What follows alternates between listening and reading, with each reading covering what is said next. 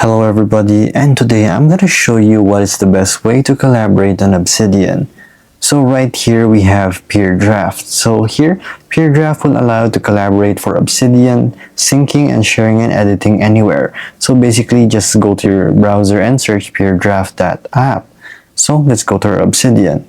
So here, first we want to go to our settings right here, and we want to go to your plugins.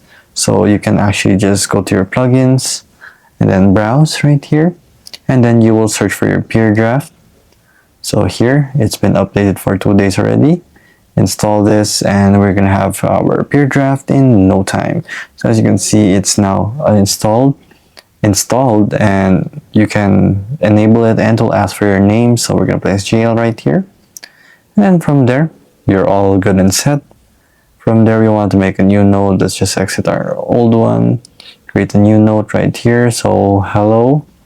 So this is going to be our own node right here. So from this you just have to invoke it.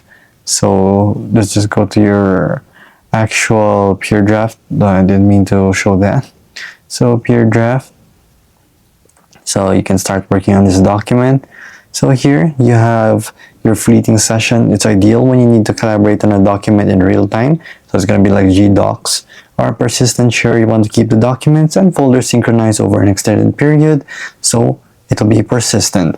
So you can do a fleeting session right here, and then you can log in, and once you actually log in Peerdraft already, it will actually already copy an automatic link in your clipboard that you can paste and share it to someone who needs it. And it's just that simple.